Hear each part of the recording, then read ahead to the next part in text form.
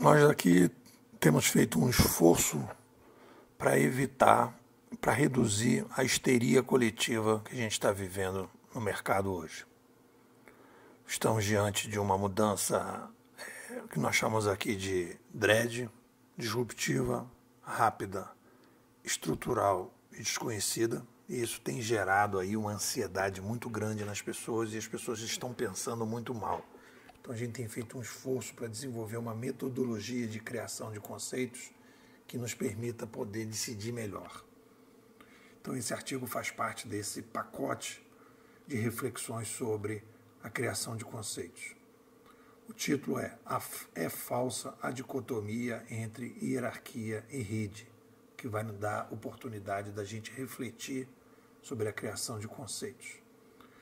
Escolhemos aqui a frase da nossa querida Ayn Rand: o ser humano não pode sobreviver apenas com percepções, é preciso conceituar. Então vamos lá. Conceitos são ferramentas para a compreensão da realidade. Quanto melhor forem os conceitos, melhor serão as decisões que vão ser tomadas a partir deles. Então a gente precisa desenvolver uma metodologia de conceituação e narração.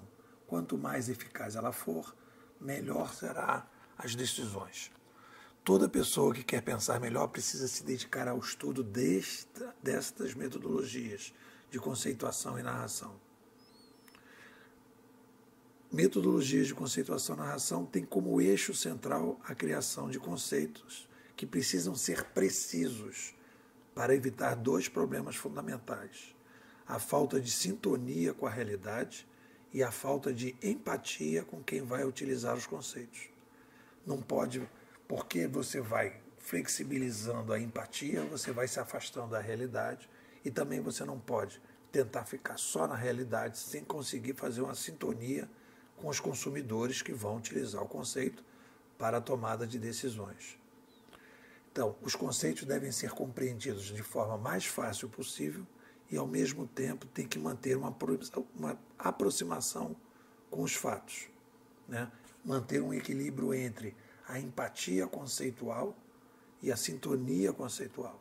A gente brinca aqui, a gente tem uma brincadeira aqui que é a brincadeira conceitual de corredor. Então, tem conceitos de sala que geram mais empatia e conceitos de cozinha que são conceitos que mantêm a sintonia. Às vezes a gente usa os dois e coloca sempre entre parênteses.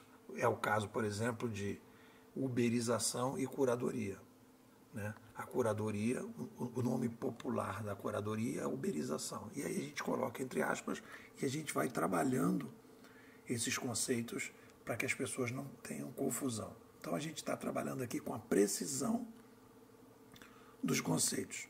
Conceitos são formados por palavras, em geral, duas ou mais. Às vezes há neologismos de uma palavra só. E aí então você cria um neologismo, mas de maneira geral são duas palavras. Palavras têm raízes históricas, que são estudadas pela etimologia. Então, às vezes você tem que, quando você vai analisar um conceito, você tem que ver se ela está coerente com as raízes históricas. E, além das raízes históricas, existe o uso do senso comum. E as pessoas, de maneira geral, numa histeria coletiva, vão trabalhar os conceitos no senso comum. E aí começa uma confusão. Por quê? Porque tem gente que está usando o conceito a partir das raízes históricas do que está escrito no dicionário, e tem gente usando o conceito a partir do senso comum. E aí você não sabe uma coisa nem outra. A gente, por exemplo, aqui fez a discussão sobre tecnologia. Eu não uso mais a palavra tecnologia para se referir à ferramenta. Quem contribuiu isso foi o Palhano, o Rodrigo Palhano, que aqui na Bimodades ele falou: tecnologia é o estudo das técnicas, que inclui também metodologia. Então eu passei a usar ferramentas. Apesar de, no senso comum, todo mundo saber, imaginar que tecnologia é ferramenta, não é o que está escrito. Então isso pode gerar confusão, e se gera confusão, vamos evitar. Ferramenta fica mais preciso, né? A gente fez aqui, essa semana, uma comparação mostrando, por exemplo, que a dicotomia que é verdadeira entre um tipo de ciência mais abstrata, mais estrutural, e um outro tipo de ciência mais aplicada, mais operacional, foi chamada de ciência pura e ciência aplicada. que a gente questionou? Questionamos dizendo que há uma taxa de imprecisão conceitual no termo pura, porque pura tem um senso comum, que é pureza, não poluído, e aí você vai reforçar uma visão de uma ciência bacana, legal, e depois você vai fazer o contraponto, que seria impura. Não é um bom conceito, porque gera confusão. Seria melhor um tipo de conceito, ciência mais estrutural e outra mais operacional, né? Eu também não gosto do conceito básica, eu prefiro substituir básica por mais estrutural. Então são reflexões que permitem que a gente evite a confusão na hora que a gente está falando de uma determinada coisa, né? E aí a gente trabalhou com a ideia que a ciência pura é um conceito, é uma adjetivação inadequada, apesar de ter uma dicotomia verdadeira. Há essa dicotomia verdadeira na realidade, mas existe uma adjetivação inadequada. O aumento da taxa de precisão dos conceitos ajuda para que a gente possa ter uma sintonia com a realidade, uma empatia com os consumidores que vão consumir e decidir a partir deles, né?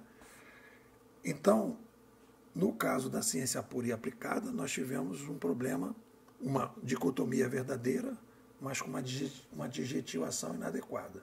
No caso de rede e hierarquia, nós temos uma falsa dicotomia.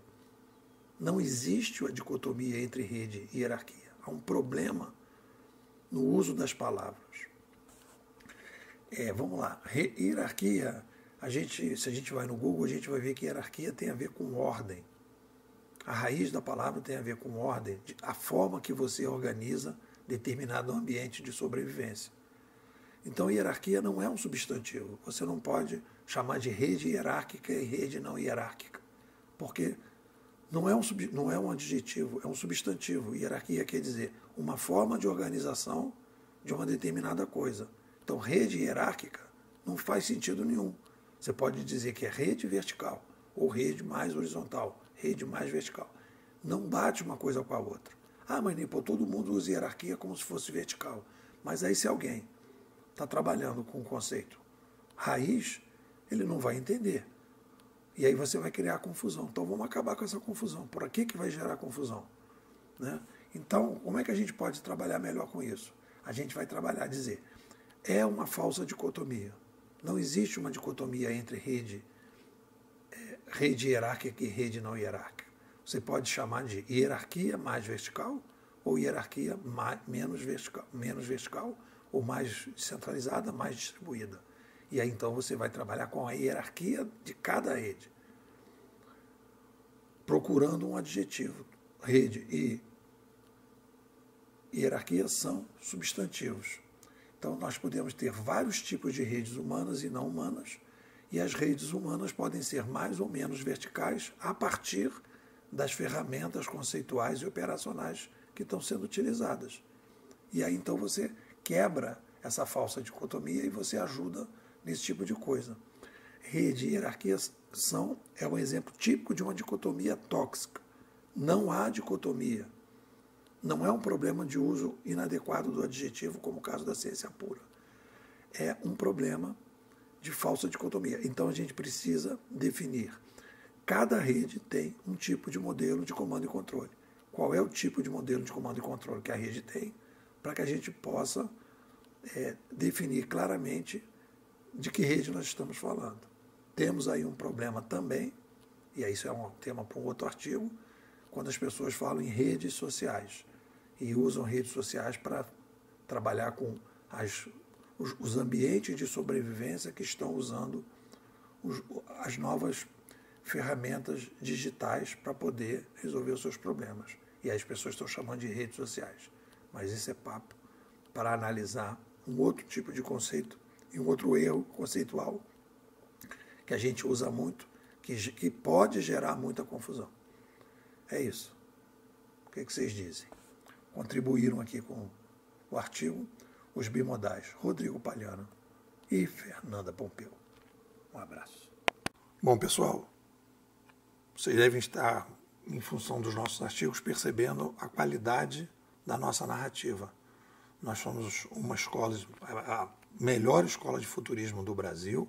Nós temos aí uma tradição de 70 anos de estudo sobre revoluções de mídia, que começa no Canadá, e nós pegamos essa onda e estamos surfando nela, e eu te convido para participar da escola. A escola é um processo muito interessante, que os alunos entram, fazem a formação e continuam na escola, renovando a cada 6 meses, né, o seu contrato, para que a gente possa ir desenvolvendo juntos aqui uma série de ideias, de conceitos, de pensamentos e reflexões para ajudar as pessoas a entender melhor o digital, ajudar pessoas profissionais e organizações a entender o digital.